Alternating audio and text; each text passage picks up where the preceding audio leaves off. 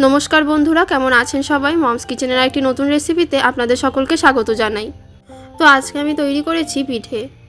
তার জন্য আমি প্রথমে একটি বাটিতে কিছুটা পরিমাণে কাজু বাদাম এবং কিছুটা পরিমাণে কিশমিশ নিয়ে সেটি জল দিয়ে ভিজিয়ে রেখেছি এবং সেটি কুচি কুচি করে কেটে নিয়েছি।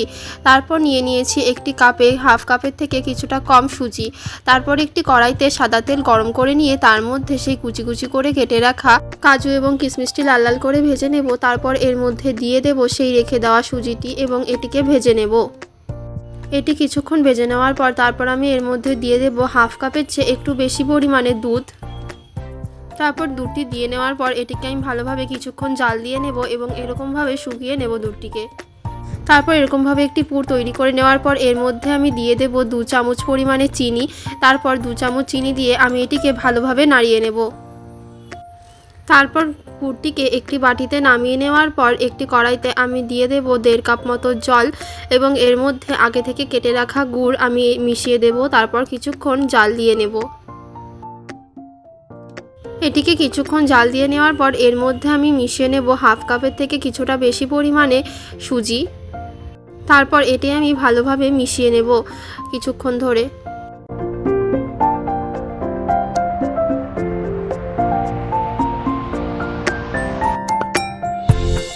এটিকে কিছুক্ষণ নাড়িয়ে চাড়িয়ে নেওয়ার পর এরকম একটি ডো তৈরি হয়ে যাওয়ার পর আমি এটিকে একটি থালায় নামিয়ে নেব।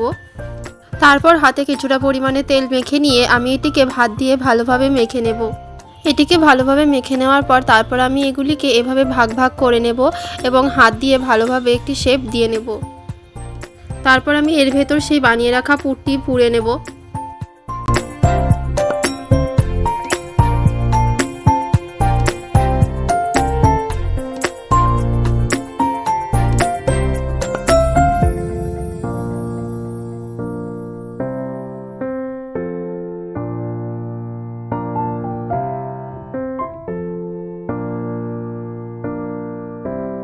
সবগুলির ভেতর পুর ভরে নেওয়ার পর তারপর আমি একটি কড়াইতে সাদা তেল গরম করে নিয়ে এগুলি একটা একটা করে ভেজে নেব।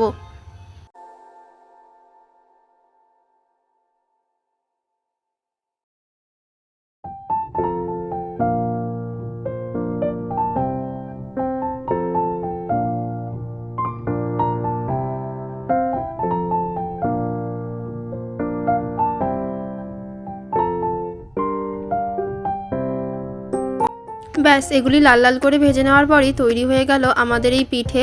রেসিপিটি যদি আপনাদের ভালো লাগে তাহলে অবশ্যই বাড়িতে একবার ট্রাই করবেন এবং আমাকে কমেন্টে জানাতে ভুলবেন না যে আপনাদের কেমন লাগলো।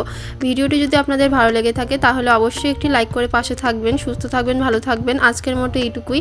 দেখা হচ্ছে আবার পরবর্তী রেসিপি নিয়ে মমস কিচেনে।